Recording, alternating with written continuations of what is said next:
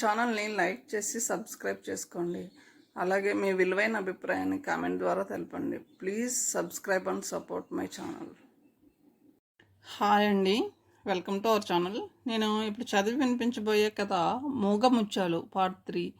Part 2లో రేఖ శారదని వివిధ దుర్భాషలాడుతూ దూషిస్తూ ఉంటుంది.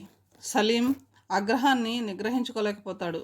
నీలో ఆడపిల్ల లక్షణాలు లేవని ఎన్నాళ్ళు విచారిస్తున్నాను, కానీ నువ్వు మనిషి కూడా కాదని ఇప్పుడే తెలిసింది. వాడికి ఏం గతి పట్టిందని నీకు వండి వచ్చి అమర్చుతున్నాడో కాస్త చెప్పమ్మా. నువ్వు మగరాయిళ్ళ రోడ్లు కొలుస్తుంటే వాడు ఆడపిల్ల ఇంటి దగ్గర నీకు కావాల్సినవి అమర్చడంలో సతమతమైపోతున్నాడు. నీ బోడి 10,000 వాడు కాలుగోరు ఖరీదు చేయవని గుర్తుంచుకో. సలీంని వాడేమీ పట్టలేదు, సలీమే ప్రదక్షిణాలు చేస్తున్నాడని తెలుసుకో అని చెప్తాడు. తర్వాయి భాగంలోకి వెళ్దాం. సలీం, నువ్వు ఇంటికి వెళ్ళు. సారథి ఏమీ జరగనట్టే శాంతంగా అన్నాడు. సలీం వెళ్ళిపోయాడు విసురుగా నడుస్తూ. సారథి లేచి సూట్ కేసులో బట్టలు సర్దుకున్నాడు. ఇవిగో తాళం చేతులు, నేను వెళ్ళిపోతున్నాను. ఈ రూమ్ నీదే, ఇక అద్దె వగైరా అన్నీ నేనే కడతాను అన్నాడు గుమ్మంలో నిలబడి. అక్కర్లేదు, నీ దాన ధర్మాలు నాకు అవసరం లేదు. మళ్ళీ నాకు కనిపించకుండా ఉంటే అదే 10,000. నీ మాట వింటే నట్టేట్లో మునిగినట్లే. ఇప్పటికైనది చాలు. సారథి మరో మాటికి తావు ఇవ్వనేలేదు. పీడ వదిలింది. అడుగు బయట పెట్టనీయడయ్యే. ఊపిరాడనట్టుండేది అతన్ని చూస్తుంటే. మనిషి పుట్టింది ఏడవడానిక?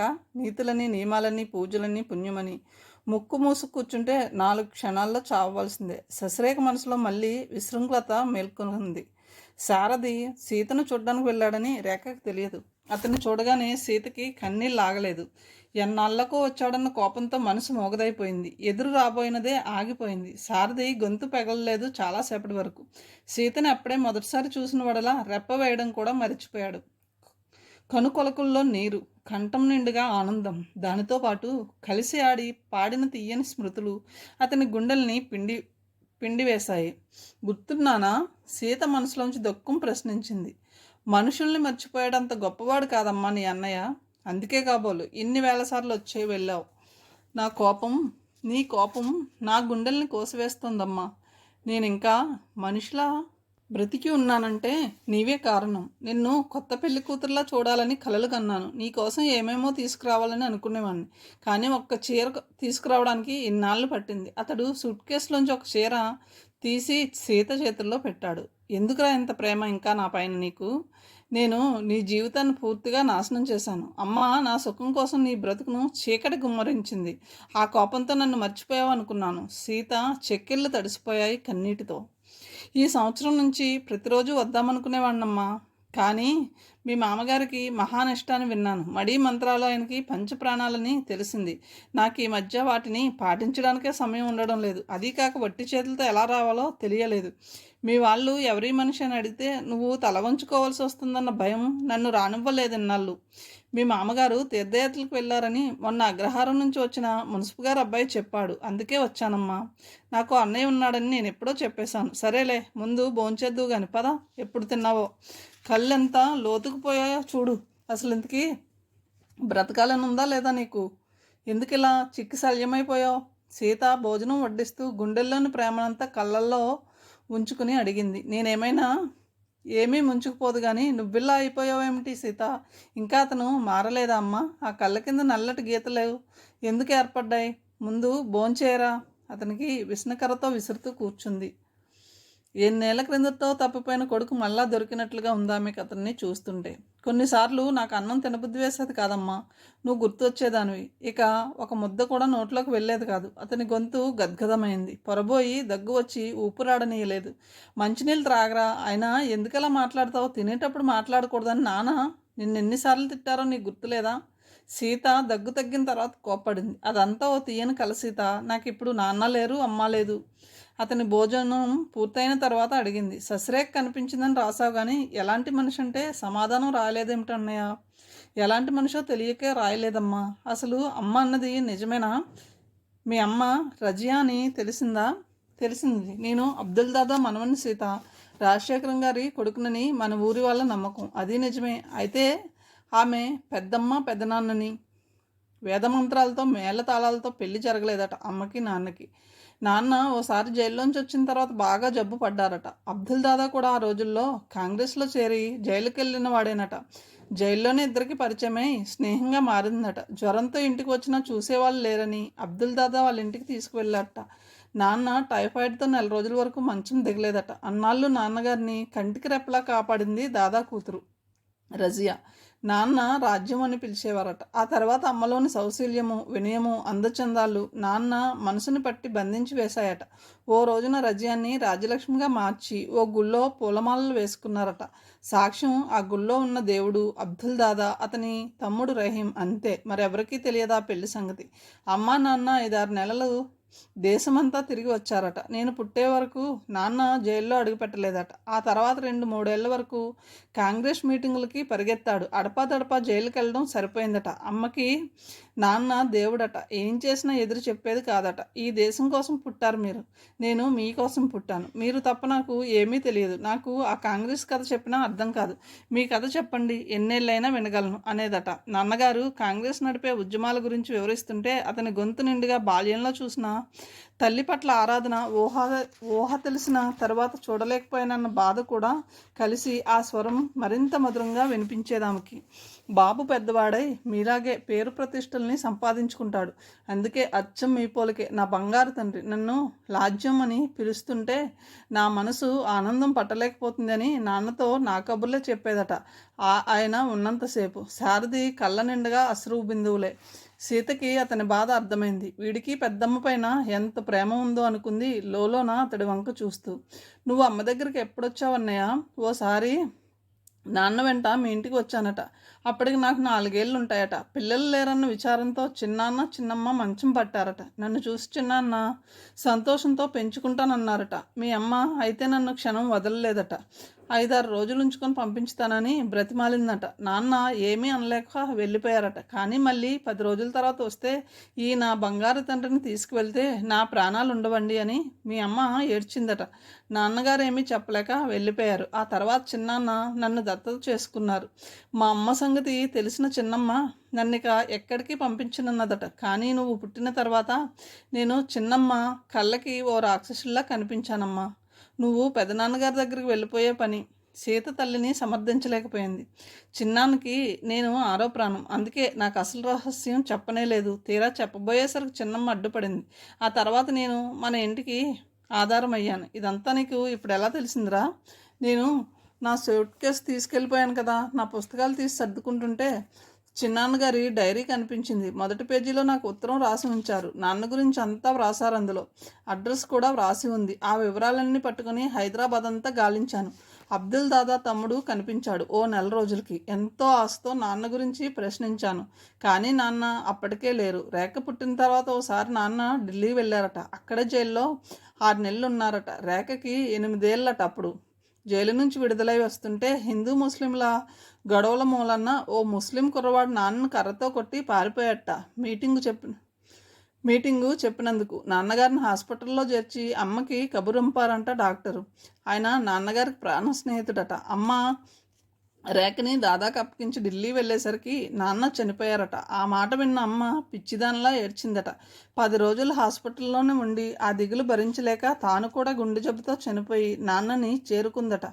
రేఖని నన్ను కలిసి ఉండమని ఓ ఉత్తరం రాసి పెట్టుకుందమ్మా తన పెట్టెలో. సారథి గొంతు దుఃఖంతో పూడుకుపోయింది. సీత పైట చెంగుతో కళ్ళు ఒత్తుకుంది. దాదా వెళ్ళి అమ్మని దహనం చేసి వచ్చాక నా కోసం కబురంపితే మీ అమ్మ మా అబ్బాయిని కూడా కూడు గుడ్డ లేకుండా చంపడానిక పంపను పొమ్మన్నదట. అప్పటికి నేను మీ అమ్మకి కన్న కొడుకుని మించిన ఆత్మబంధువుని. మళ్ళీ దాదా కబురు చేసేసరికి అంతా తారుమారైంది. రేఖ ఒంటరిదని తెలిసినా చుట్టూ ఓ పద్మవ్యూహం అల్లి వెళ్ళనీయలేదు. అమ్మ గుండెల్లో రాక్షసి కాపురం చేస్తుందిరా. సారథి విరక్తిగా నవ్వాడు. రేఖ ఎన్ని కష్టాలు పడిందో చెప్పలేనమ్మా. ఒకసారి నాకు రేఖ కనిపిస్తే ఇలా కానిచ్చేవాడిని కాదు. తిండికి బట్టకి ఒకటేమిటి, అన్నిటికీ మొహం వాచిపోయింది. నా చెల్లెలు భిక్షమెత్తుకున్నట్లు స్నేహితుల ఇళ్లలో ఆడంబరాన్ని, తెలివితేటల్ని, పిచ్చి ఫ్యాషన్లని ప్రదర్శించి పొట్ట నింపుకొని బ్రతికింది ఇన్నాళ్ళు. ఇప్పుడు సొంత అన్నని నమ్మను పొమ్మంటున్నది. ఇన్నాళ్ళు ఎక్కడికి వెళ్ళావని నిలదీస్తుంది. నన్ను మిస్టర్ శారది అని పేరు పెట్టి పిలుస్తుంది. నేను ఓ వేటగాన్నేమోనన్న భయంతో ఎవరెవరికో రాసి నిజాల్ని తెలుసుకుంటుంది. నా గుండెలు పగిలిపోయేటట్టు ప్రవర్తిస్తుందమ్మా. వేళకి ఇంటికి రాదు. చక్కగా పొందిగ్గా చీర కట్టుకోదు. పిచ్చి స్నేహాలే బ్రతుకున సర్వస్వంగా భావించుతుంది. పెద్దవాళ్ళంటే భయం లేదు. ఈ మనిషి నావాడన్న మమకారం కూడా లేదా మనసులో. ఎలా రేఖని మనిషిని చేయాలో తెలియక విలవిల్లాడిపోతుందమ్మా నా మనసు. శారది గుండెల్లోని బాధని విప్పి చెప్పుకున్నాడు. సీతకి సారథి పసిపిల్లవాళ్ళ కనిపించాడు. ఒరే అన్నయ్య, నీకు నేనున్నాను రా, నా గుండెల్లోనూ ఉన్న ఆప్యాయత అనురాగం అన్నీ నీకోసమేరా, నీ బాధ నాదిరా అని గుండెలకి హత్తుకుని లాలించాలన్నంతగా ఊగిపోయింది ఆమె మనస్సు. కానీ వీడు నా కన్నయ్య పెద్దవాడైపోయాడు. ఓ ఆడపిల్లనైనా బాగుండేది, గుండెల్లో దాచుకునేదాన్ని నిట్టూర్చింది నిస్సహాయంగా. ఇప్పుడు విచారించినా లాభం లేదమ్మా. పోని ఏది బావగారి ఫోటో ఉందా, ఓసారి చూపించు. సీత అయిష్టంగానే లేచింది. ఫోటో చూసిన సారథి కనుబొమ్మలు ముడిపడ్డాయి. ఎక్కడో చూశానమ్మా, అతనే. అతని గుండెల్లో భయం, అనుమానం సర్పాల్లా పడగలెత్తి బుసలు కొట్టాయి. బహుశా ఏ హోటల్లోనూ చూసి ఉంటావు. అది ఓ అందాల బిసినకర పక్కనే అయి ఉంటుంది. ఆమె పరమశత్రువుని గురించి చెబుతున్నట్లు నిరాసక్తంగా చెప్పింది సీత. అతని మనసు నిండుగా ఆందోళన. అవునరా, ఆయనకు కావలసిన అందమైన అమ్మాయిలు, ఆ పైన ఆ అవినీతిని హాయిగా అనుభవించడానికి నిష.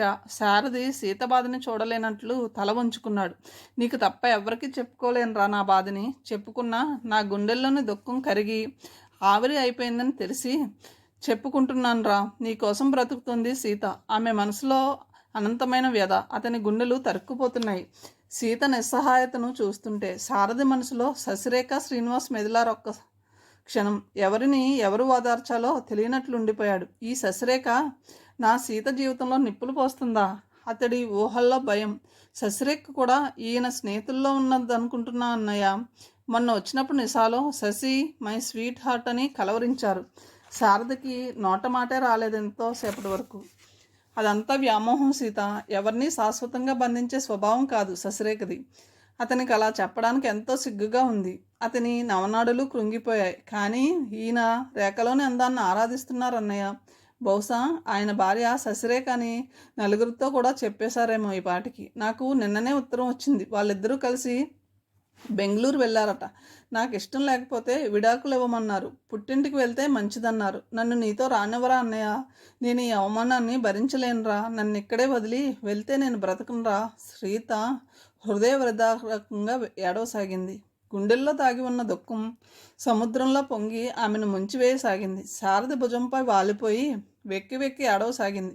అతనికి ఆమెను ఎలా వాదార్చాలో అర్థం కాకుండా పోయింది. చూడమ్మా, ఏడ్చి ఏమీ సాధించలేం. నేనున్నానమ్మా నీకు. శశిరేఖకి నేను నచ్చ చెప్తాను. రేఖ మాత్రం నీకు చెల్లెలు కదా, ఎలా చెప్పగలవురా? ఆమె కళ్ళు ఒత్తుకుని అడిగింది. శారది ఏదో అనబోయి ఆగిపోయాడు. శశిరేఖను ఒకసారి చూడాలని ఉందిరా. నిప్పుని ముట్టుకుంటే కాలుతుందని తెలిసి నిప్పుని కౌగులించుకునే రేఖని చూసి మాత్రం ఏం చేయగలవు సీత? నీ మాటను కూడా చెవిని పెట్టదా?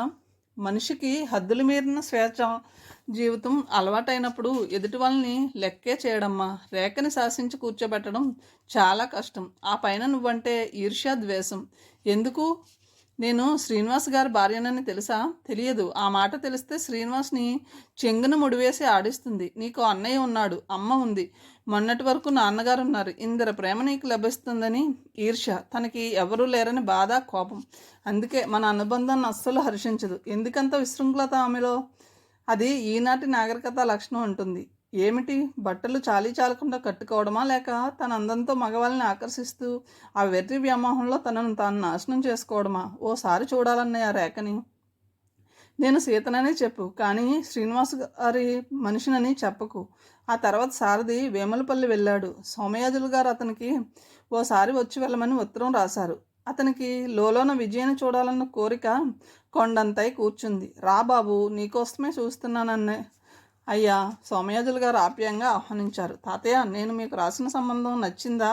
విజయ ఒప్పుకుందా? అతడు ఓ సంబంధం గురించి రాశాడు ఆయనకి. బ్యాంకులో ఆఫీసర్ అని కూడా తెలియజేశాడు. విజయ మెట్రిక్ పాస్ అయ్యి కాలేజీలో చేరింది బాబు. పెళ్లి మాట ఎత్తితే యుద్ధం చేసింది. నీ ఉత్తరం చూసి మండిపడింది. తాను పెళ్లి చేసుకోదట, నీకు పెళ్ళి ముడిపడనియదట. ఇదంతా అర్థం లేని కోపం నాయన. కోపం మనిషిలోని అజ్ఞానాన్ని రెచ్చగొడుతుంది. నాకు ఈ మధ్య ఆరోగ్యం సరిగ్గా ఉండడం లేదు బాబు. విజయని చూస్తే మొండికెత్తింది. రాజ్యం చిన్నపిల్ల, చదువుకుంటుంది. ఈ దీపం ఎప్పుడో ఆరిపోతుంది. ఆ తర్వాత వీళ్ళకి దిక్కెవరు బాబు? ఎవరిని చూసినా ఈ ఉన్న ఆస్తిని కాజేయాలనుకునే వాళ్ళే. విజయతో చెప్తే ఏడుస్తుంది. ఈ తాతయ్యకి చావు లేదని అనుకుంటుంది పిచ్చి తల్లి. నిర్భయంగా నా ముందు నిలబడి నిజాన్ని చెప్పిన నీలోని మనిషి నాకు నచ్చాడయ్యా. అవమానాన్ని భరించి మా డబ్బుని అనా పైసలతో సహా ఇచ్చివేశావు. ఒకవేళ నేను పోతే వీళ్ళని ఓ ఒడ్డుకు చేర్చు బాబు. మీరు నూరేళ్ళు చల్లగా బ్రతకాలి తాతయ్య. మీరు అలాంటి భయం పెట్టుకోకండి. నాకు చావంటే భయం లేదు నాయన. పుట్టినవాడిని చావకుండా ఎలా ఉంటానయ్యా? పిల్లల్ని వదిలిపెట్టిపోతే ఏమవుతారో నన్ను విచారం నన్ను తొలిచివేస్తుంది. నువ్వు కాస్త అప్పుడప్పుడు వచ్చి యోగక్షేమాలు కనుక్కు వెళ్ళాలి నాయన. వాళ్ళిద్దరికీ నువ్వు ఆప్తబంధువు అని నా విశ్వాసం. వీలునామాల్లో నిన్ను గార్డియన్గా వ్రాయించాను. విజయ్కి విషయం తెలియదు ఇంకా. అసలు తెలియనీకు. కోపంలో ఈ ఆస్తిని కూడా కాదని వెళ్ళిపోతుంది. మీరు అలా చేయవలసింది కాదు తాతయ్య. నేను విజయ్కి ఏమని సమాధానం చెప్పను? వజ్రాన్ని వజ్రంతోనే కోయగలం నాయన. విజయని నీ స్వచ్ఛమైన మనసు జయిస్తుంది. తాతయ్య, మీరు గాలి మెడలను కట్టకండి. నేను విజయ్కి అర్హుణ్ణి కానని ముందే చెప్పాను. ఆస్తి లేదన్నా బాబు. మనిషి ఆస్తిని సంపాదించను గలడు, పోగొట్టను గలడు. కానీ నిర్మలమైన మనసును సంపాదించడం చాలా కష్టం. ఆ మనిషికి కులం గోత్రం ఉంటాయా తాతయ్య? ఇంద్రియాని పరాన్యాహు రింద్రియేభ్య పరం మనః మనస్సస్తు పరా బుద్ధిర్యో బుద్ధేహ పరతస్తు సహా. ఈ శరీరాన్ని మించి పైనున్నది ఇంద్రియాలు నాయన. ఆ ఇంద్రియాల కన్నా చైతన్యవంతము శ్రేష్టమైనది మనసు. అందుకే భగవంతుడు ఇంద్రియానం మనశ్చాస్మి అని స్పష్టంగా ఇంద్రియాల్లో మనసుని నేనే అని చెప్పాడు. అయినప్పుడు ఆ మనసుకి కులం ఎందుకు బాబు? ఈ సకల చరాచర సృష్టిని అంతటినీ సృష్టించినవాడు భగవంతుడు. పరోక్షంగా ఆయనలోని మనస్సే ఈ సృష్టికి కారణం. అంతటి మహోన్నతమైన మనసుకి అర్థం లేని ఈ కులాలు గోత్రాలు అవసరం లేదు నాయన. నీకు ఈ సమస్య ఎదురైందా సారథి జవాబు చెప్పలేనట్లు తల వంచుకున్నాడు. ఇవన్నీ మనిషి సృష్టించుకున్న సమస్యలు బాబు. నా కొడుకు యజ్ఞయాగాదులు చేసిన బ్రాహ్మణ వంశంలో పుట్టాడు. వేదమంత్రాలు వల్లెవేసిన పండితుల వంశంలో జన్మించాడని, గొప్పవాడవుతాడని వాళ్ళమ్మ కళ్ళు కన్నది. కానీ ఇంతటి గొప్పదనుకున్న కులం వాడిని ఉద్ధరించలేకపోయింది బాబు. వాడి మనసే వాడిని సర్వనాశనం చేసింది. కులం కాదు నాయన మనిషిని ఉన్నతుని చేసేది. నీలో ఉన్న పవిత్రమైన మనసే నిన్ను మనిషిని చేస్తుంది, దేవతగా మారుస్తుంది. కానీ ఈ ప్రపంచంలో ఉన్న వాళ్ళందరూ సోమయాజులు గారు కారు తాతయ్య. ఆయన నవ్వారు తలాడిస్తూ. గోరంత దీపం కొండంత వెలుగునిస్తుంది బాబు. ఆ వెలుగుని పంచుకోవడానికి నేను అప్పుడప్పుడు వస్తాను తాతయ్య. సారథి మనసులో జరుగుతున్న మహాయుద్ధం ముగిసి శాంతి నెలకొన్నంత ప్రశాంతంగా ఉంది. చీకటిని మింగగలిగిన వాళ్ళే వెలుగుని పంచుతారు అయ్యా. నీకు వేల సమస్యలు వచ్చినా చలించకూడదు. ఈ సృష్టినంతటిని శాసించగల మనస్సుకి ఈ సమస్యలు అడ్డుగా నిలబడలేవు సారథి. మహాసముద్రంలో ఎన్ని వేల జీవరాశులున్నాయో, ఎన్ని ఆటుపోటులో అన్నిటినీ ఇముడ్చుకోగల శక్తి ఉంది కనుకే అది మహాసముద్రం అయింది బాబు. మనసు ఓ మహాసముద్రం సారథి. ఆ రాత్రి సారథి అక్కడే ఉండిపోయాడు. తెల్లవారుజామున సోమయాజుల గారి పిలుపుతో మెలకు వచ్చింది. ఆయన వణికిపోతున్నారు. కళ్ళు ఎర్రబడిపోయాయి. సారథి నుదుటిపైన చేయి పెట్టి చూశాడు. జ్వరం మండిపోతుందని గమనించాడు. బాబు, విజయ్ కబురు చేయి. అతి కష్టం మీద మాట్లాడగలిగారు ఆయన. కంగారు పడకండి తాతయ్య, ఈ జ్వరం మిమ్మల్ని ఏమీ చేయదు. నేను డాక్టర్ని పిలుస్తాను. అతడు పని మనిషిని వెళ్ళి డాక్టర్ని పిలిచాడు. అతడు వచ్చి పట్నం తీసుకెళ్ళమన్నాడు. వెంటనే సోమయాజులు గారు ఏవో మందులు చెప్పబోయారు. కానీ శారది వారించి డాక్టర్ గారి సాయంతో జీప్ సంపాదించి హైదరాబాద్కి తీసుకువెళ్ళాడు. ఓ ప్రైవేట్ నర్సింగ్ హోమ్లో జాయిన్ చేశాడు. ఆ డాక్టర్ చెప్పింది విన్న సారథి నోట మాటే రాలేదు. ఈయనకి పక్షవాతం వచ్చే సూచనలు కనిపిస్తున్నాయి. లేకపోతే బ్లడ్ ప్రెషర్ పెరిగి ప్రాణాపాయమైన వస్తుంది. వారికి కావలసిన వాళ్ళని రమ్మని కబురు పంపండి. పెద్ద వయసు, ఏమీ చెప్పలేం. సోమయాజులు గారు ఇంకా వణికిపోతూనే ఉన్నారు. విజయ హైదరాబాద్లోనే, చెల్లెలు రాజ్యంతో పాటు ఉన్నదని చెప్పారు ఆయన.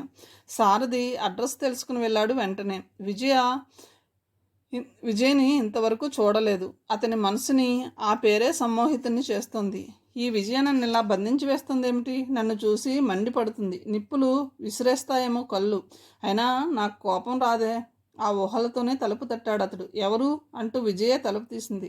ఇంకా తెల్లవారలేదు పూర్తిగా. విజయ కళ్ళపైన నిద్ర తూలిపోతుంది. ఇంకా విడి అని పూరేకుల్లా ఉన్నాయామె కన్నులు. రేగిన జుట్టు మరింత అందాన్ని తెచ్చిపెట్టింది ఆమెకు. శారద గుండెల్లో చెప్పరానంత సందడి, ఆనందం, ఉద్వేగం. తీయని ఊహలు అన్నీ కలిసి అతన్ని వివసుణ్ణి చేసివేశాయి. ముగ్ధుడై చూస్తుండిపోయాడు ఆమెను. ఎవరు మీరు? ఏం కావాలి? శారది గబాలన గుర్తుకు రాలేదు ఆమెకు. అందుకే కనుబొమ్మలు ముడిచి విసుగ్గా ప్రశ్నించింది. నేను శారదిని. ఎవరు? ఓహో తమరా? ఆమె కనురెప్పలపైన వాలి ఉన్న నిద్రమత్తు క్షణంలో మాయమైపోయిందా పేరు వినగానే.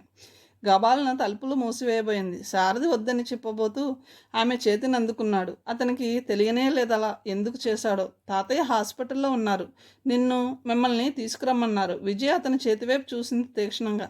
వెంటనే వదిలేశాడు అతను. మీకెలా తెలుసు? రాజ్యం తొందరగా తాతయ్యకి కులాసాగా లేదట. ఆమె ఆందోళనతో చెల్లెల్ని లేపింది. అతడిని కూర్చోండి అని మాత్రం అన్నది. అతడు చెప్పబోతున్న సంగతుల్ని వినమని రాజ్యానికి చెప్పింది.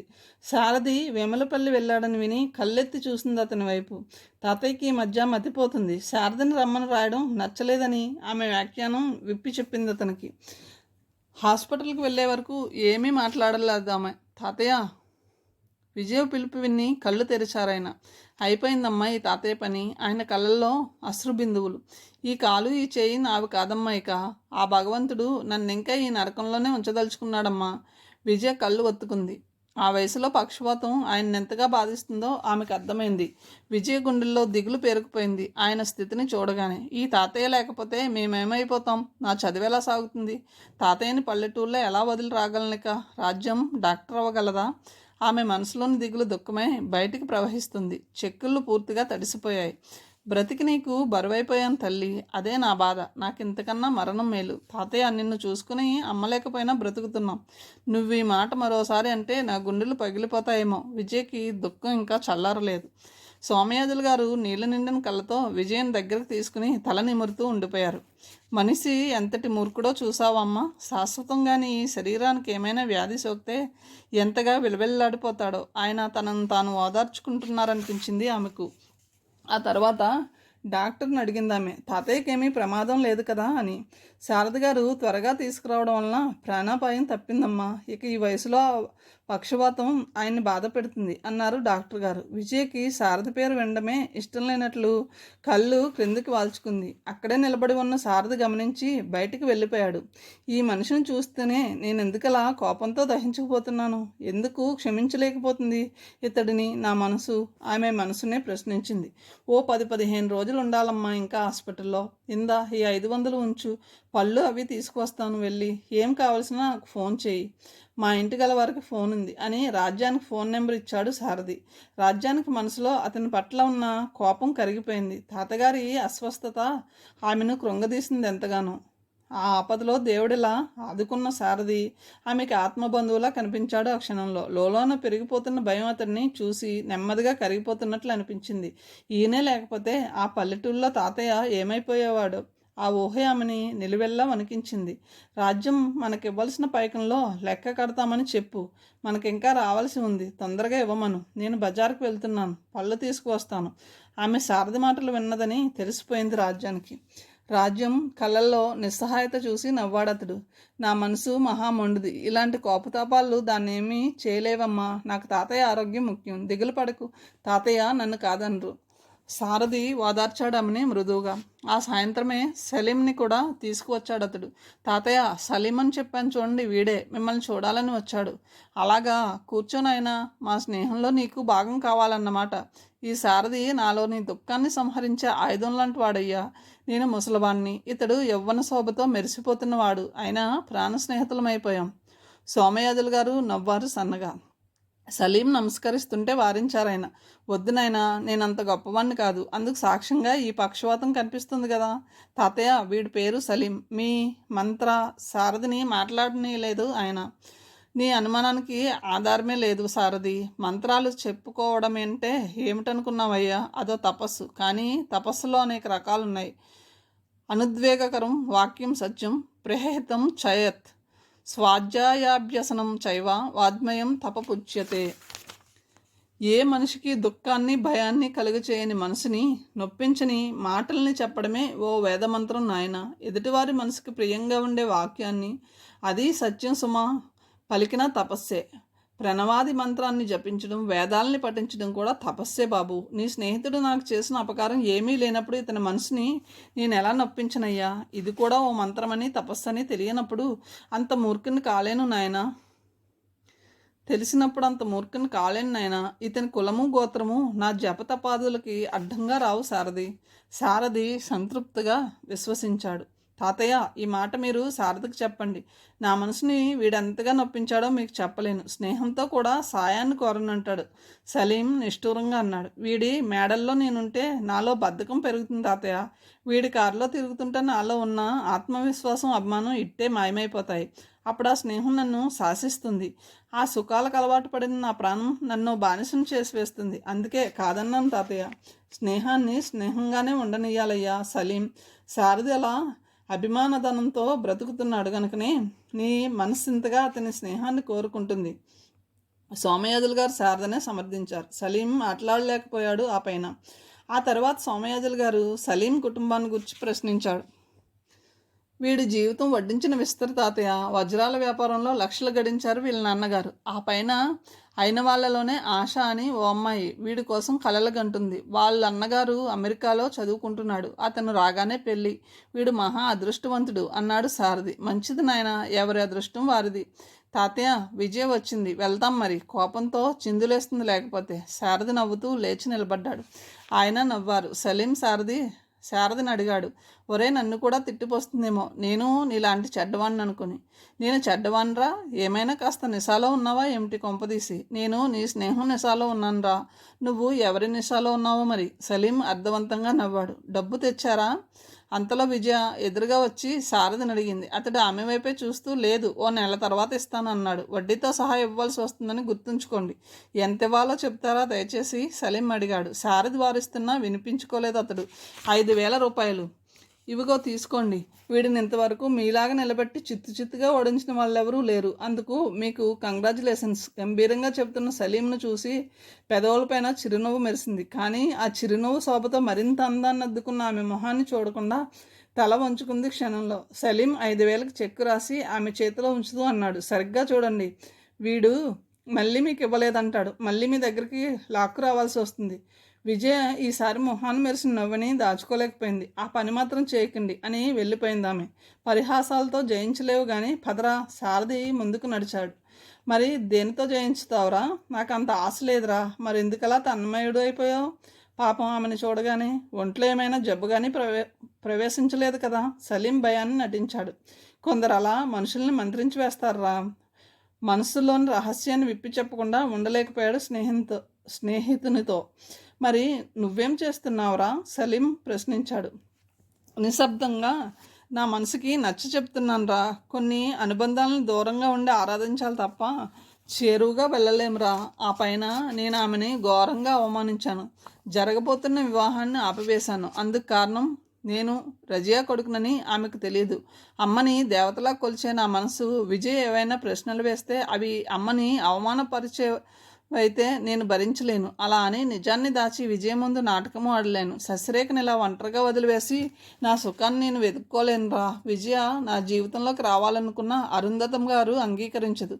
అమ్మ నా గురించి, శశిరేఖ గురించి ఆ పల్లెటూళ్ళలో ఉన్న ప్రతి మనిషికి చెప్పి వస్తుంది. అప్పుడు విజయ ఆ ఆచారాలని కులభేదాలని కాదని నన్ను చేరుకోలేదు. అంత ధైర్యం ఓ ఆడపిల్లకు ఉంటే ఈ సంఘం కుళ్ళి ఏడుస్తుంది. సారథి గుండెల్లోని బాధనంతా విప్పి చెప్పుకున్నాడు. తాతయ్య, విజయని శాసించలేరా? ఆయన విజయని ప్రేమిస్తున్నారా? శాసించడం ప్రేమలో ఉండదు. ఆ పైన రాజ్యం, భవిష్యత్తు ఉంది. అయినా ఏమీ చేయలేక తహతహలాడిపోతున్నారు విజయ్ కోసం. నేను చేసిన దానికి శిక్షగా ఆ అక్కా చెల్లెల భవిష్యత్తుకు అండగా నిలబడాలని నిశ్చయించుకున్నాను రా. విజయ్కి నేనంటే ఇష్టం ఉన్నా లేకపోయినా భయపడదలుచుకోలేదు. సలీం గుండెల్లోని స్నేహం వెలువెల్లాడిపోయింది మిత్రుని నిస్సహాయ స్థితిని చూసి. నేను విజయని అడుగుతాను రా, ఆస్తో అన్నాడు సలీం. మళ్ళీ నీ మొహం చూడదు. ఇప్పుడే పరిగెత్తడం లేదురా ఫూల్. తాతయ్యతో స్నేహాన్ని పెంచుకుంటూనే విజయ్తో కూడా ఓ అనుబంధాన్ని పెంచుకుంటాను. తర్వాత ఉన్నదంతా చెప్పి ఆమెను అడుగుతాను. విజయ, నీకు ధైర్యం ఎక్కువని విన్నాను. ఆత్మవిశ్వాసము, అభిమానం గలదానివని తెలిసింది. ఓ మంచివాణ్ణి నీ జీవిత భాగస్వామిగా ఎన్నుకోవడానికి నీకు భయమా అని అడుగుతాను. బాబు, ఇదేమీ ఉపన్యాస వేదిక కాదు, రోడ్డు మీద నడుస్తున్నాం. నీ స్నేహం చాలా గొప్పది, దానికి జోహార్లు. కానీ మన చుట్టూ ఎన్నెన్ని ఎత్తైన గోడలు ఉన్నాయో కాస్త చూడు. ఆ తర్వాత ఉద్రేకాన్ని పెంచుకో, ఓపిక ఉంటే. శారది హెచ్చరించాడు స్నేహితుడిని. శారది ఇల్లు చేరుకునేసరికి సీత నిలబడి ఉంది గేటు దగ్గర. సీత, ఎప్పుడొచ్చావమ్మా? ఒరే చెల్లయ్యరా, సలీంకి పరిచయం చేశాడు అతడు. నువ్వు నాకు ముందే తెలుసునమ్మా, నువ్వు నేను ఊహించుకున్నట్లే ఉన్నావు. సలీం మాటలకు ఆమె ఆశ్చర్యపోయింది. శారద మాటలతోనే నిన్ను నాకు చూపించాడమ్మా. అన్నయ్య లాంటి పిచ్చివాళ్ళు మరొకరున్నారని విన్నాను కానీ చూడలేదు. ఇప్పుడు మిమ్మల్ని నో, అదేం కుదరదు. నేను పిచ్చివాడిని, మీరు అంటే పిచ్చిలో కరుస్తారేమోనని భయంగా ఉంది కనుక మళ్ళీ అనకు. సీతకి నవ్వాగలేదు ఆ మాటలకి. ఇంత సంతోషాన్ని పంచుకోవడానికి అన్నయ్యకి నాకు సాధ్యం కాదు. నువ్వు కూడా ఉండన్నయ్య. అయితే ఓ షరతు. ఒక్కసారే నువ్వు అన్ని మెట్లు దిగి నువ్వు అన్న బంధంలోకి వచ్చావు గనక ఈరోజు నా చేతి వంట రుచి చూడక తప్పదు. నువ్వు నిజంగా నాకు చెల్లెలివై పుట్టవలసిందమ్మా. ఈ పిసినారికి ఎలా చెల్లెలివయ్యావో నాకు అర్థం కావడం లేదు. కనీసం మర్యాదకైనా భోజనానికి ఆహ్వానించడు. శారది బట్టలు మార్చుకుంటూ నవ్వాడు. వాడో బకాసుడు, జాగ్రత్త, స్వీటు హాటు ఎన్ని చేసినా స్వాహా చేసేస్తాడు. మరీ రుచిగా వండకు, మనకి రవ్వంత కూడా మిగలనీడు అన్నాడు నవ్వాపుకుంటూ. మద్రాసు ప్రయాణం మానుకున్నానమ్మా, వీడు భోజనానికి పిలుస్తాడేమోనని. నువ్వు వచ్చావు గనక నోరు మూసుకున్నాడు, లేకపోతే మళ్ళీ రేపు అనేవాడు. మీ ఇద్దరు మాటలతో యుద్ధం చేస్తుండండి, నేను వంట ముగిస్తానంతలో. సీత వంటింట్లోకి వెళ్ళిపోయింది. ససిరేఖ ఉండవలసింది. సలీం ఆ మాట ఎందుకన్నాడో శారదకు అర్థమైంది. సీతని చూసి మారిపోయేదనా నీ ఉద్దేశం? ఏమనేదో మరి. వంటింట్లోకి మన ఇద్దరినీ తోసి గడియపెట్టి సీతను తీసుకుని హాయిగా పిక్చర్కి వెళ్ళేదేమో. బెంగళూరు వెళ్ళిందట, రేపు వస్తుందని తెలిసింది. శారది మొహాన్ని మెరుస్తున్న ఆనందం ఇట్టే మాయమైపోయిందా మాటలు చెప్తుంటే. శ్రీనివాస్ కూడా వెళ్ళాడా? ఉష్, అరవకు, నెమ్మదిగా చెప్పరా, సీత వింటుంది. ఏం వినకూడదా? శ్రీనివాస్ సీత భర్త. శారదకి గొంతు పెగలడమే కష్టమైపోయింది. ఏమిటి శ్రీనివాస్? మై గాడ్, ఎంత అన్యాయం జరిగిపోయింది. సలీంలోని ఉత్సాహం అంతా కరిగిపోయింది. రేఖకి చెప్పకి సంగతి. అమ్మాయిని జైల్లో వేయించరా, కాస్త మనశ్శాంతి లభిస్తుంది నీకు నాకు. సలీం కోపాన్ని పట్టలేకపోయాడు. అప్పుడు నా చెల్లెలు కాకుండా పోతుందా? మరేం చేస్తావురా? ఇంత స్వేచ్ఛను అలా భరుస్తున్నావురా? నాన్న వాళ్ళు లేక ఇలా తయారైందిరా. నెమ్మదిగా మార్చాలి ఇలాంటి వాళ్ళని, లేకపోతే మరింత ఎదురు తిరుగుతారు. ఆ రాత్రి ముగ్గురు శ్రీనివాస్ శశిరేఖల ప్రసక్తి రాకుండా జాగ్రత్త పడ్డారు. సీత పొరపాటును కూడా అతని పేరెత్తలేదు. కానీ ఆమెకంతా తెలిసిపోయిందని వాడిపైన ఆ మొహమే చెబుతుంది. శారది సలీం చెప్పే కబుర్లు కూడా వినలేకపోయాడు. ఆ మర్నాడు శశిరేఖ వచ్చింది. సీతని చూసి నిలబడిపోయింది. సీత ఇట్టే గుర్తించింది ఆమెని, ఫోటోలో చూసింది కనుక. నేను సీతని, బహుశా అన్నయ్య నీకు చెప్పాడేమో. ఎంత ప్రయత్నించినా సీత మనసులోని ఈర్ష్య అణుచుకోలేకపోయింది. అందుకే లోనికి రమ్మని మనస్ఫూర్తిగా అనలేకపోయింది. శశిరేఖ మౌనంగా లోపలికి నడిచింది. శ్రీనివాస్ గారు రాలేదా? సీత వద్దనుకుంటూనే ప్రశ్నించింది. ఆమె గుండెల్లో ఈర్ష్యతో పాటు అవమానం. ఈ శశిరేఖపాటి అందం నాలో లేదా? ఆయనకి ఈమెలో కనిపించిన ఆకర్షణ ఏమిటి? ఆమె మనస్సు విరుచుకుపడింది. అతను నీకెలా తెలుసు? శశిరేఖ కనుబొమ్మలు ముడిచి అడిగింది. అన్నయ్య చెప్పాడు. ఐసి, నా గురించి అందరికీ కథలల్లి చెప్తున్నాడన్నమాట. మీ అన్నగారు ఎంత డబ్బు కావాలో అడుగు. పాపం కష్టాల్లో ఉన్నాడనుకుంటాను. నిజమే, మీ అండ చూసుకునే బ్రతుకుతున్నాడు పాపం వాడు. కాస్త శ్రీనివాస్ గారిని అడిగో, 10,000 ఇలా పారేస్తే సంతోషిస్తాడు. డబ్బంటే వాడికి మహాప్రాణం. డబ్బు కోసమే 1000 కూడా వేషాలు వేస్తున్నాడు. చేయరని స్నేహాలు చేస్తున్నాడు. సీత పరోక్షంగా శశిరేఖని విమర్శించింది. కానీ రేఖకి పూర్తిగా అర్థం కాలేదు. పాపం, నువ్వు బ్రాహ్మణ దేవత అనుకుంటానే. ఈ ఇంట్లో పచ్చి గంగ కూడా ముట్టుకో, కులం పోతుంది. కులం పోయినా బ్రతకవచ్చు, కానీ దాన్ని మించినవి చాలా ఉన్నాయి. వాటిని పోగొట్టుకుంటే బ్రతకలేను నేను. నువ్వు నాటకాల్లో నటిస్తావా? ఏం బాగుండలేదా? నేను అందంగా లేనంటావా? నిన్ను శ్రీనివాస్కి చూపించాలి. విరగబడి నవ్వుతాడు. ఎందుకో అతనికి ఏమైనా పిచ్చా? సీత మనసులో దుఃఖం విరుచుకుపడుతుంది. అంత పొడుగు జడెందుకు? గుర్రం తోకలా ఖర్చు చేయించుకోరాదు? ఉన్న జుట్టుని కత్తిరించుకుంటే మా ఊళ్ళో మేకపోతులు అంటారు. మేకపోతులకు కూడా పొట్టి జుట్టు ఉంటుంది. బహుశా నువ్వు చూడలేదేమో. పట్టణంలో పెరిగిన వాళ్ళకి అలాంటివి చూసే టైం ఉండదు పాపం. Brutes, I hate them. నాకు అసహ్యం. అందుకే మీ పల్లెటూళ్ళు అంటే. నిన్ను చూస్తే మా ఊరి వాళ్ళకి అన్నం నీళ్లు ముట్టుకోరు. మా ఊళ్ళో ప్యాంట్లు షర్ట్లు మగపిల్లలు వేసుకుంటారు. గబాలను నిన్ను చూస్తే మగవాడే అనుకుంటారు. నాకు కూడా ముచ్చట వేసింది నిన్ను ఈ డ్రెస్లో చూడగానే. సీత కోపాన్ని అణిచిపెట్టింది శశిరేఖ వైఖరిని గమనించి. నీకు చీరలంటే ఇష్టమా? అంత పెద్దగా లేదనుకో, అయినా తప్పదుగా. ప్యాంటు వేసుకుంటే మా అత్తగారు ఇంట్లో నుంచి గెంటేస్తుంది. Poor creature. పోన్లే, నావి చాలా ఉన్నాయి, కావలిస్తే వేసుకో. అన్నయ్యకి ఇష్టం ఉంటుందో లేదో. మధ్యన ఆయన ఎవరు మీ ఇష్టాన్ని కాదనడానికి? ఎంతైనా నాకంటే పెద్దవాడు కదా పాపం. నాకు అలాంటి భయాలేమీ లేవు సశ్రేఖ నిస్సంకోచంగా చెప్పివేసింది. సొంత అన్నయ్యేమీ కాదనుకో, పల్లెటూరు దాన్ని కదూ, కాస్త భయంగా ఉంటుంది ఒళ్ళంతా కప్పే ఈ పాడు చీరని విసిరేయాలంటే. శశిరేఖ జాగ్రత్తగా విందా మాటల్ని. వ్యంగ్యంగా మాట్లాడడం మీ పల్లెటూరు వాళ్ళకి బాగా అలవాటు అనుకుంటానే. శశిరేఖ ఈసారి కోపం తెచ్చుకోలేదు. సీత తనని రెచ్చగొడుతుందని గ్రహించింది. ఎందుకో ఆమెకు అర్థం కాలేదు. నేను నీ అంత తెలివైన దాన్ని కాదు మరి. అది సరే గాని ఆ శ్రీనివాస్ గారికి నీకు స్నేహమేనా? పెళ్లిదాకా వెళ్ళిందా? ఏమిటి ఉన్నట్టుండి శ్రీనివాస్ మీదకి దూకావు? అతను నీకేమైనా కావలసిన వాడా? పెళ్లి చేసుకోవడం నాకు నచ్చదు, కానీ శ్రీనివాస్ నా పూజారే. నా కనుసైగ చాలు అతడికి. అంత వెర్రి ఆకర్షణ నేనంటే. ఇప్పటికే నా కోసం వేలు ఖర్చు పెట్టాడు. మరి అతనితోనే ఉండవచ్చు కదా. అలా రాత్రింబవళ్ళు కలిసి ఉంటే ప్రేమ నిషా దిగి పిచ్చెక్కిపోతుంది, అసహ్యం వేస్తుంది. అందుకే మీలా పెళ్ళాడన్న భార్యాభర్తలు శత్రువులా పోట్లాడుకుంటారు. కొన్నాళ్ళు పోయాక నా ఇంట్లో నేను ఉంటాను, అతని ఇంట్లో అతను ఉంటాడు. ఆ దూరం ప్రేమని చావనీయదు. ఓ 4 రోజులు కలిసి ఉండి ఆ తర్వాత విడిపోవాలి. అప్పుడు తనకి నా విలువ తెలిసి వస్తుంది. సీతకి నవ్వాలో ఏడవాలో తెలియకుండా పోయింది ఆమె మాటలు విన్న తర్వాత. కానీ శ్రీనివాస్ గారికి ఈ సిద్ధాంతం నచ్చుతుందో లేదో అడిగావా? నా మాటని అతను కాదనలేడు. ఆయన పైన నీకు అంత నమ్మకమా? ఆయన అన్నయ్య లాంటి వాడా? కాదు, ఇంత పిరికివాడు కాదు. నీకెలా తెలుసు? అతనికి పెళ్ళైంది కాలేదని నిర్భయంగా చెప్పాడు. ఏది మీ అన్నయ్యని అలా చెప్పమను ధైర్యంగా. శశిరేఖ నవ్వింది పెద్దగా. సీత గుండెల్లో వణుకు పట్టుకుంది. పెళ్ళయిందా? నీకెలా తెలుసు? పాపం ఆయన భార్య ఎవరో. సీతకి ఈర్ష్యతో కోపంతో మతిపోతుంది. ఎవరో మరి. అయినా భార్య సంగతి నాకెందుకు? అతను నావాడు, అది చాలు. సీతకి శశిరేఖ పైన జాలి వేసింది ఈసారి. అంతలో శారది వచ్చాడు. రేఖ లేచి వెళ్ళబోయింది. అతడు పిలిచాడు. శ్రీనివాస్ దగ్గరికి వెళ్ళానమ్మా, అతనికి పెళ్ళయింది. అదేగా నువ్వు చెప్పబోయేది? ఆ సంగతి నాకు ముందే తెలుసు. రేఖ విసురుగా జవాబిచ్చింది. మరి అతనితో స్నేహం చేయడంలో ఇంకా అర్థం ఏముంది రేఖ? నిన్నతడు పెళ్ళాడలేడు. పెళ్ళాడమని నేను అతని కాళ్ళ మీద పడదలుచుకోలేదు. మరి అతను మోసం చేస్తే అతను నేను జైల్లో ఉంటాం. శశిరేఖ అదేమంత పెద్ద విషయం కాదన్నట్లు తేల్చి పారవేసింది. ఎందుకలా జీవితాన్ని తేలిగ్గా తీసుకుంటావు? నీకు కావాల్సింది ఏమిటో నీకే తెలియదు రేఖ. నా మాట వినమ్మా. ఆ శ్రీనివాస్ని మించిన వాడిని తీసుకువస్తాను. హాయిగా పెళ్లి చేసుకుని. Stop it mister Sharadi. నాకు తెలిసినంతగా నీకు తెలియదు. ముందా విషయం తెలుసుకో. జీవితాన్ని అనుభవించడం రాని మూర్ఖులతో వాదించడం నాదే పొరపాటు. నాకు కావాల్సింది డబ్బు, హోదా, సుఖం, నీతులు నియమాలు కావు. ఒక్క పెళ్లితోనే జీవితాంతం సుఖశాంతులు లభిస్తాయంటున్నావు. మరి ఈ ప్రపంచంలో చెలరేగుతున్న అశాంతికి, అవినీతికి కారణం ఏమిటి? డబ్బు, హోదా, పదవి. అవన్నీ ఉన్నా శ్రీనివాస్ని వదులుకోలేను నేను. శశిరేఖ మాటలను వింటుంటే శారదకి కోపం ఆగలేదు. నీకు నేను బ్రతికి ఉండడం ఇష్టం లేదా? లేదు. లేదంటే చేస్తావా? నేను బ్రతికి ఉండడం నీకు ఇష్టం లేదేమో బహుశా, కానీ నేను అంత తేలిగ్గా చావను శారద గారు. నేను బ్రతుకుతున్నది నా కోసం. మీలాగే ఎవరి కోసమో బ్రతుకుతున్నట్లు నటించడం నాకు రాదు. శశిరేఖ నిర్భయంగా తన విశ్వాసాన్ని వెల్లడించింది. ఆశాను చూసావు కదా, కాబోయే భర్త సలీంతోనే ఒంటరిగా వెళ్ళదెప్పుడు. శారది కోపాన్ని దిగమింగి చెప్పాడు. శశిరేఖ కళ్ళల్లో గిర్రున నీరు తిరిగింది. శారదకి అర్థం కాలేదా కన్నీటిలో మెరిసిన బాధ?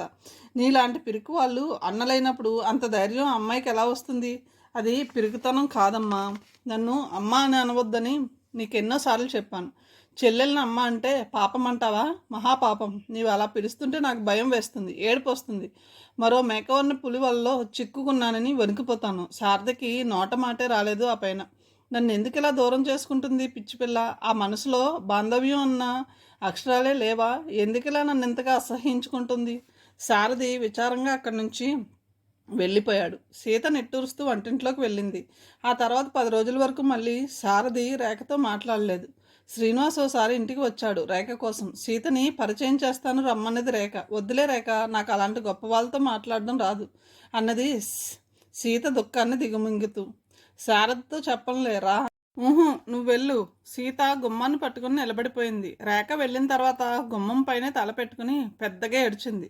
ఎంతసేపు అలా ఏడ్చిందో తెలియదు. ఏడవడానికి ఓపికే లేని దానిలా అక్కడే కూర్చుండిపోయిన తర్వాత సీత ఏమిటిలా తలుపులు తీసే ఉంచావు? నిద్రపోతున్నావా? శారది వచ్చాడు. ఆమెలోని దుఃఖం మళ్ళీ సముద్రమై ఉప్పొంగింది. ఏమిటమ్మా అలా కూర్చున్నావు? ఒంట్లో బాగుండలేదా? అమ్మను చూడాలని ఉందా? శారది ప్రశ్నలకి జవాబే ఇవ్వలేదు. సీత ఏమైందమ్మా? ఆయన వచ్చారన్నయ్య. రేఖతో కలిసి వెళ్ళిపోయారు. మోకాళ్ళ మధ్యన తలపెట్టుకుని వెక్కి వెక్కి ఏడుస్తుందమ్మే. నిన్ను చూశాడా? లేదన్నట్లు తల ఊపింది. నువ్వే పలకరించకపోయావా? రేఖ గుండెలు పగిలిపోవు. రేఖ మాత్రం నాలాంటి మనిషి కాదా అన్నయ్య? కానీ చెప్పు, పోనివ్వు, నేను రేఖకి చెప్పేస్తా ఈ రహస్యం. అప్పుడైనా కాస్త మనసులా ఆలోచిస్తుందేమో. రేఖ ఈసారి మోసపోతే ప్రాణాలు తీయడానికైనా సిద్ధమేనన్నది. నేను మరో విధంగా చెప్పాను. అతని భార్య నాకు తెలుసని చెప్పాను. అయినా భయం లేదు పొమ్మన్నది. సీత కన్నీరు తుడుచుకుందప్పటికి. ఈ మనుషులు ఇంతగా ఎలా దిగజారిపోతారు? ఎందుకింతగా పతనమైపోతారు? ఈ రేఖకి ఏదో దయ్యం పట్టుకుంది. ఎవరిని లెక్క చేయదు. ఏమైపోతుందో మరి? శారది విచారాన్ని వెళ్ళబుచ్చాడు. ఆ రాత్రి బాగా పొద్దుపోయిన తర్వాత ఎవరో తలుపు కొట్టినట్లు వినిపించి శారది లేచి వెళ్ళి తలుపు తీశాడు. రోడ్డుపైన కారు స్టార్ట్ చేసిన శబ్దం వినిపించింది. శారది వరండాలోకి వెళ్ళాడు. రేఖ తూలుతూ లోపలికి వచ్చింది. అతడు ఆ వాసన భరించలేనన్నట్లు ముక్కుకు రుమాలు అడ్డం పెట్టుకున్నాడు. రేఖ, నువ్వు తాగావమ్మా? అతనికి కోపం, ఏడుపు రెండూ వచ్చాయి. సారీ మై బ్రదర్, నువ్వు ఏడుస్తావని తెలుసు. అయినా నన్ను నేను నిగ్రహించుకోలేకపోయాను. అయినా నువ్వెందుకు ఏడవడం? ఏడవలసింది నేను బ్రదర్. ఏడ్చినా గుండెల్లో బరువు తగ్గలేదన్నా అన్నగారు. అందుకే ఏడ్చినా నా గుండెలకి వినిపించకుండా ఉంటుందని తాగేశాను. ఊరుకోరా అన్నయ్య, మళ్ళీ ఏడుపు నన్ను ముంచేస్తుంది. ఈవేళ నా మనసు మరిన్ని ముక్కలైపోయింది. ఎందుకని అడిగితే కారణం చెప్పేస్తానన్న భయంతో పిచ్చిగా తాగేసింది ఈ రేఖ. నేనంటే ఎందుకురా నీకు ఇంత ప్రేమ? నేను మంచి మనిషిని కాదురా. నాకు నీతిగా నియమంగా బ్రతకడం రాలేదురా. కాదు, సాధ్యం కాదురా. ఉష్, సీత వింటుందేమో. నెమ్మదిగా ఏడవరా అన్నయ్య. నాకు కూడా వినిపించినంత నిశ్శబ్దంగా ఏడవాలి బ్రదర్. లేకపోతే నా మనసు నన్ను మరింత నిర్దాక్షిణ్యంగా కోసివేస్తుంది. గుండెలు పగిలి చేస్తుందేమో ఈ రేఖ నీ బాధని చూడలేక. రేఖ అతని గుండెలపైన వాలిపోయి పసిపిల్లల వెక్కి వెక్కి అడవసాగింది. మాట్లాడకమ్మా, మాట్లాడకు. సారథి దుఃఖాన్ని గొంతులోనే అదిమి పెట్టాడు. అతడు ఆమెను నెమ్మదిగా నడిపించుకుని వెళ్ళి మంచం మీద పడుకోబెట్టాడు. చెప్పులు తీసివేయబోయాడు. ఆమె వారించింది. వద్దు బ్రదర్, వాటిని ముట్టుకోకు, నీకు కూడా పాపం అంటుకుంటుంది. చెప్పుల్ని నెమ్మదిగా జారవిడిచింది. ఒరే అన్నయ్య, నువ్వు ఎప్పుడైనా తాగావా? మళ్ళీ అడిగింది. లేదులే, పడుకో. Chip chip. ఒకసారి తాగే పనిరా. నిన్ను చూస్తే జాలేస్తుందిరా. ఈ నీ బాధలన్నిటికీ కారణమైన ఈ రేఖని మర్చిపోయేవాడివి. ఈ నిష మనిషిని చంపినా హాయిగా ఉంటుందిరా మరణం. రేఖ, మాట్లాడకమ్మా. ఏది ఇంకొకసారి అనరా అమ్మా. అమ్మ రేఖ అని అమ్మ పిలిచినట్లుందిరా. అమ్మే ఉంటే ఇలా జరిగేది కాదు. జరిగేది కాదు. ఎందుకు జరుగుతుంది అన్నయ్య? నేను ఎంచక్క ఆడుకునేవాళ్ళం. రేఖ మాట్లాడుతూనే నిద్రలోకి జారిపోయింది. ఈ సర్వనాశనాన్ని నేను ఎలా చూడనమ్మా? ఎందుకు తల్లి ఇలా నిన్ను నీవే దహించి వేసుకుంటున్నావు? నీ గుండెల్లో ఉన్న బాధని పంచుకోవడానికి నేనున్నానమ్మా. నా నుంచి దూరంగా పారిపోతే నీకు మనశ్శాంతి లభించదు తల్లి. నీకోసమే బ్రతుకుతున్నానని నీకెన్నిసార్లు చెప్పాను? అన్నయ్య అని పిలిస్తే నాకెంత సంతోషంగా ఉందో చెప్పలేనమ్మా. శారది ఆమె చేతుల్లో మొహం దాచుకుని మౌనంగా మనసు విప్పి చెప్పుకున్నాడు. ఎంతో సేపటి వరకు అలాగే కూర్చుండిపోయాడు. మరునాటి ఉదయం మళ్ళీ మామూలుగానే ప్రవర్తించింది శశిరేఖ.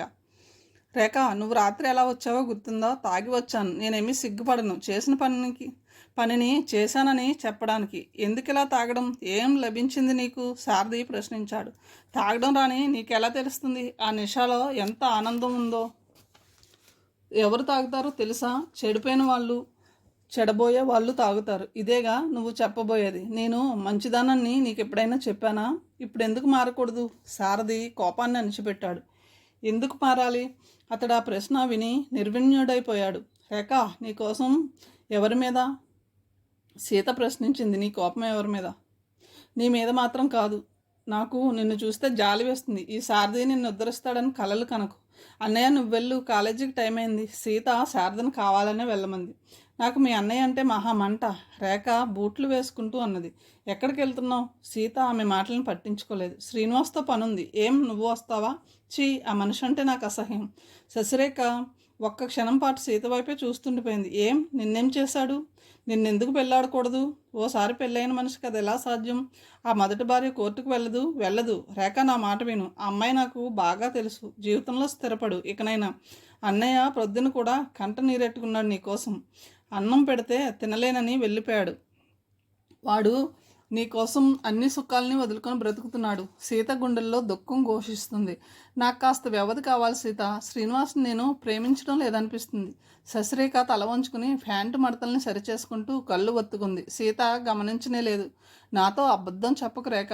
నిజం సీత, నీ ముందు నేనేమీ దాచనిక. కనీసం 2 ఏళ్ల ముందు నువ్వు కనిపిస్తే ఈ రేఖ ఇన్ని ఫ్యాషన్లు నేర్చుకునేది కాదు. నాకెవరిని ప్రేమించాలనిపించలేదు ఇప్పుడు. ఎందుకో నాకే తెలియదు. నా మనసు చచ్చిపోయిందనిపిస్తుంది ఇప్పుడు. అందుకే శ్రీనివాస్ గారితో చూద్దాం లేదు, ఇప్పుడు అంత తొందర ఎందుకు చెప్పు, ఓసారి సోమయాజుల గారిని చూసి వద్దామా సీత, విజయ్ని కూడా చూడాలని ఉంది. ఆయన వేదాంతం చెబుతారట, అదో రకం పిచ్చి అనుకో, అయినా చూసి వద్దాం. ఆయన నీకెలా తెలుసు? సీత ఆశ్చర్యంగా అడిగింది. సలీం చెప్పాడు, ఓసారి నన్ను వెళ్ళమన్నాడు. ఆయన దేవుడట, నేను దెయ్యాన్నట, నాలో ఉన్న దెయ్యాన్ని ఆయన వదిలిస్తారట. రేఖ కళ్ళ నిండుగా వ్యంగ్యం. అన్నయ్య నీకేం అపకారం చేశాడు? వాడితో ఎందుకు ఇలా మాట్లాడవు? మంచి వాళ్ళని చూస్తే నాకు భయం, నవ్విందామె.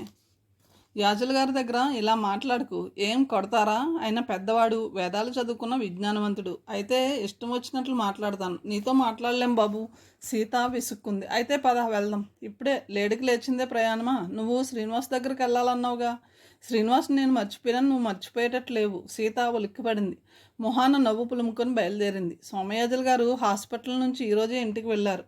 విజయ కాలేజీకి సెలవు పెట్టిందా రోజున. ఆ ఉన్న ఒక్క గదిలో సామాను సర్దలేక సతమతమైపోతుంది. ఓ సీత, మీరా రండి రండి. సీతని చూడగానే నవ్వుతూ ఎదురు వచ్చి ఆహ్వానించింది. సీత రేఖను కూడా పరిచయం చేసింది. శారద గారి మరో చెల్లెలు అనగానే అర్థం కానట్లు చూసి ఏదో అడగబోయి అనవసరం అనుకుని ఊరుకుంది విజయ. కథను ఇంతటితో ముగిస్తున్నాను. తిరిగి తర్వాయి భాగంతో కలుద్దాం. Thank you.